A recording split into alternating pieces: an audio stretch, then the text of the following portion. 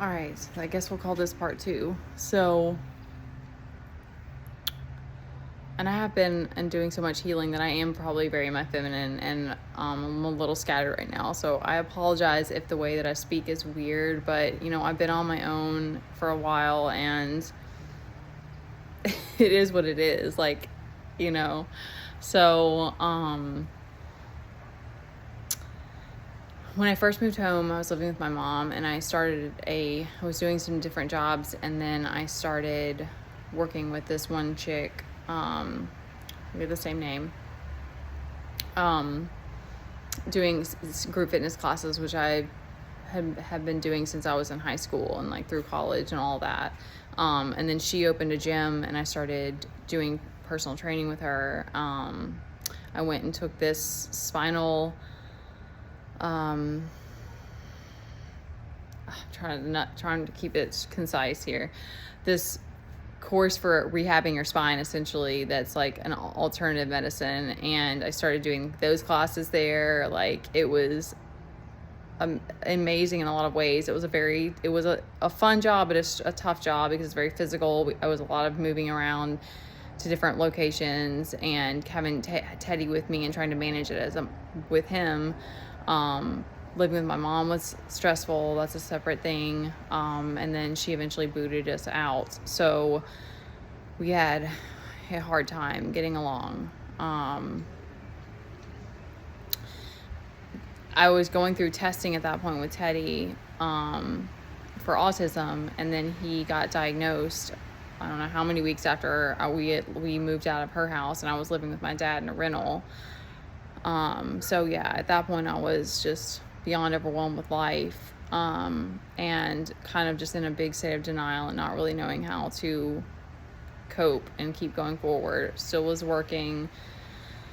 So then fast forward to early 2020, I joined this Gauntlet program online to start trying to have a supportive community and work through the things I'd been going through. And it was just beautiful, like amazing, like still to this day, love all of those people. They're all, were just open arms. And we had this vulnerable aspect that we kind of all opened up to each other about what we were going through. And that was, to me, the most beautiful part about it, is that it really helped everyone to connect on a deeper level, through that course. Then the COVID hit. I lost my job. Everyone was going through all that. That's when I really started diving into spirituality and meditation. And I knew, see, I've already skipped parts about like everything with Teddy and being a first-time mom. But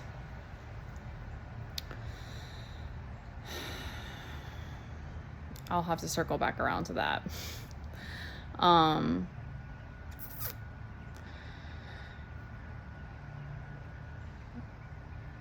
I was living with my dad right before COVID. My dad wanted to before COVID happened, my dad wanted to buy something, and we were still living together. So he was like, let's figure this out.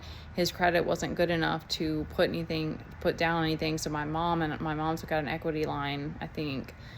Either way, we signed papers, and I had to sign a separate legal document to say that it's hers until I'm able to afford it. So that happened in 2020, and we've still been in the same place. My dad moved out right before we had the therapist. We had RBT. Well, there were BCBAs, behavioral therapists, 4 to 5 days a week at our house, for long periods of time. So my dad moved out right before that. And I know I'm skipping around. Like I said, it's kind of a crazy long story.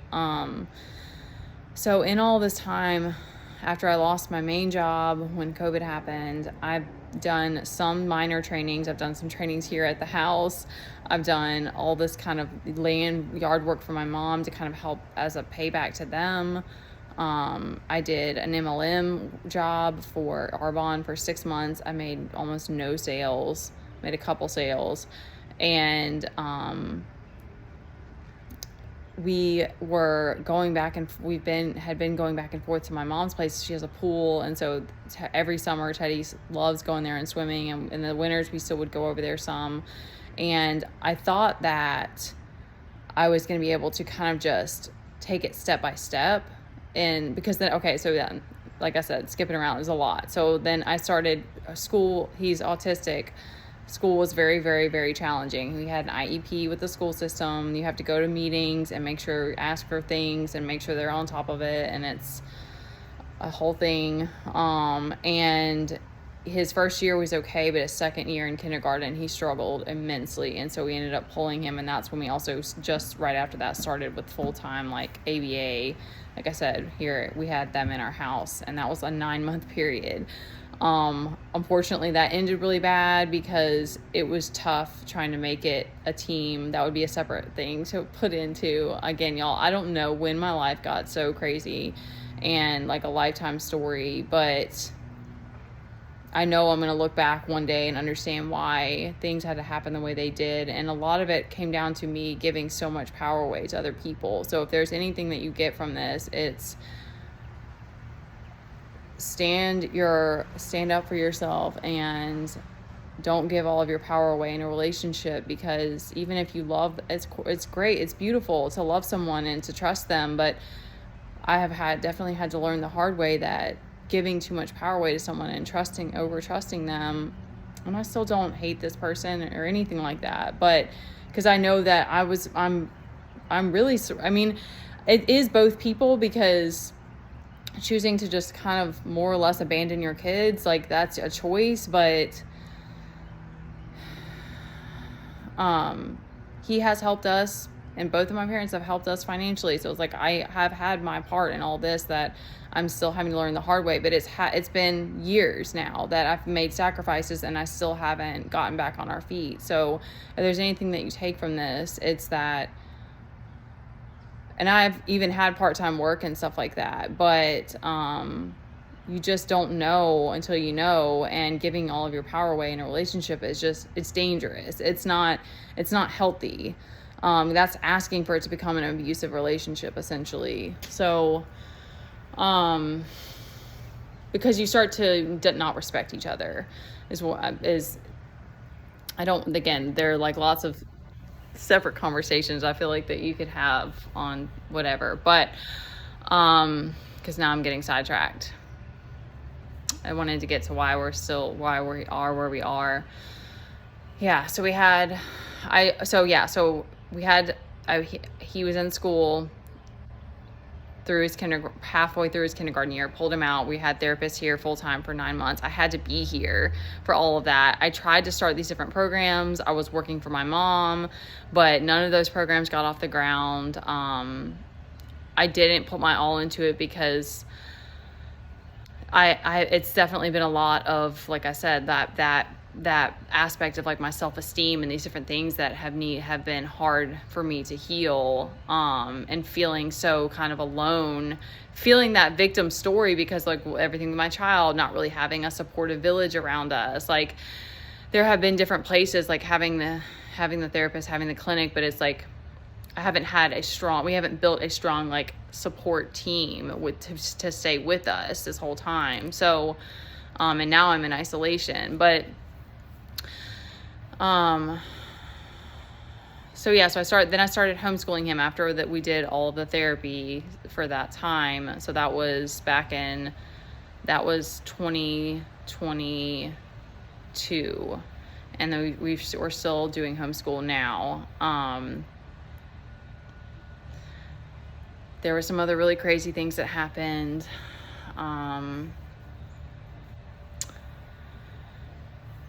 That further put me in that feeling of that victim story. I'm trying to figure out how to like keep this not forever long.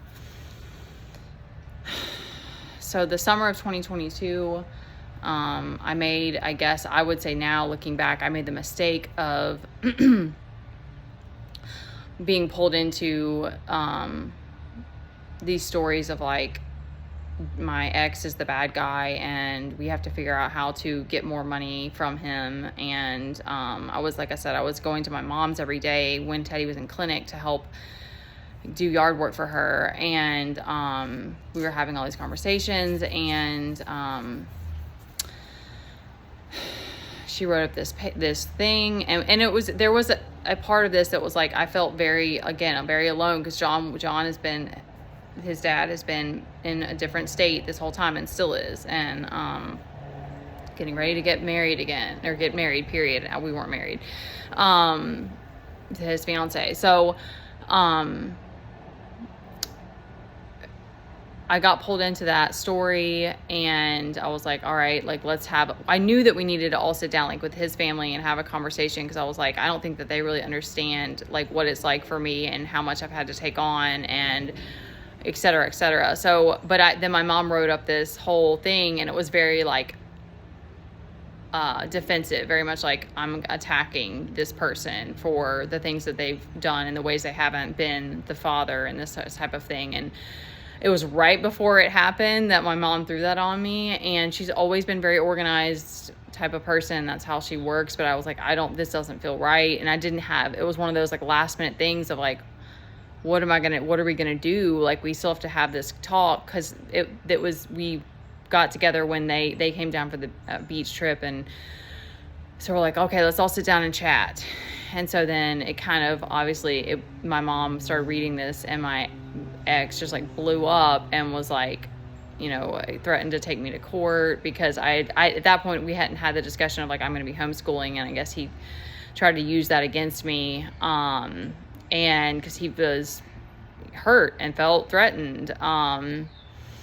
So it was this, I came outside, we were able to diffuse the situation a little bit. My dad was there. He didn't say anything.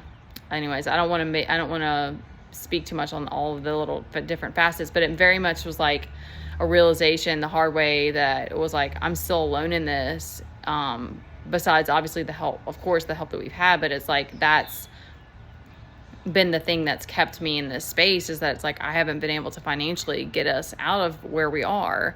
The place that we're living is it's not horrible. It's just very draining. And again, just not having the support team that I know I've needed with Teddy. Like, he's the most amazing kid. I'm so beyond blessed that in many, many ways, but, and I wasn't the mom. There was my own issues as a first-time parent. That's a whole other story. There's a lot of stories to what got me to this point, but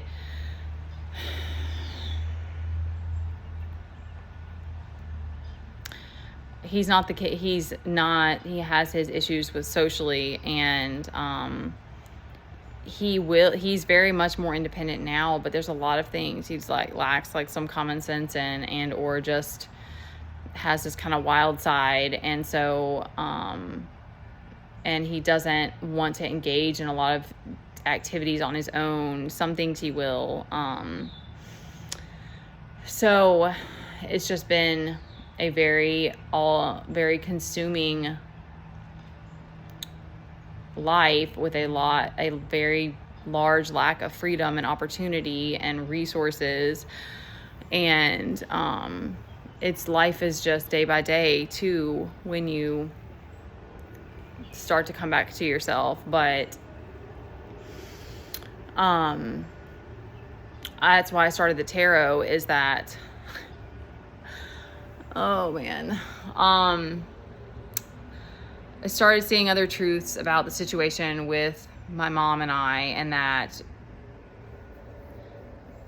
I know I spoke on this in the last video, that it's like, I felt like there's this kind of lack of empathy, where it was like, and I understand, like, there's a lot that I still need to learn about business and money, and I felt supported and even guided by my family to, like, take that. And my mom was a stay-at-home mom for a long time. Like, they were like, you need to focus on this kid, and then it's just me with him, and then the whole special needs and all these other parts, and then needing to homeschool, which was a choice, but it was like, it was very obvious to me that that's what we needed to do. So it's just that's been the guide for me. But I realized that my mom kind of just saw me as this, like, damsel in distress, and that's all these stories that reiterate that I'm alone in this do make me feel like a victim, or do make me feel like the damsel in distress. And I know I don't feel that way in this moment. It's just, it does make you feel like that you're all alone in this. So I started to realize that it was like, I just was kind of becoming a joke to them, and more or less, or like, it was just kind of like, okay, like, she's never going to figure it out. Like, she's never going to get back on her feet. Like, and it was like, I thought that they wanted me to continue to like take it step by step. And I'm like, okay, but I also don't have any support otherwise, like physical support, like someone keeping Teddy. And so it's just been this crazy journey of having to learn a lot the hard way, and realize that trusting people, putting too much trust in others and not enough in yourself, and giving your power away to the wrong places, has a lot of detrimental effects. And I feel in many ways we're very blessed. Like, I'm very, very grateful that I've been able to be more of a mom to him and be with him, and that's been a possibility. And I think this is also for other single parents out there, because it's like, you are between a rock and a hard place. Like, maybe your situation is better, that maybe you've had the dad close by or whatever, but it's still a struggle. And I mean, I think that life is a struggle for most of us in some way or another. But I guess I'm giving a voice to my story, and to myself as well, to kind of like figure out what's the next step. Because I think that's why I've been running from this, is that it's like, I really thought somehow the tarot was going to be like, I was like, I'm going to make this work. Like, I'm going to figure it out.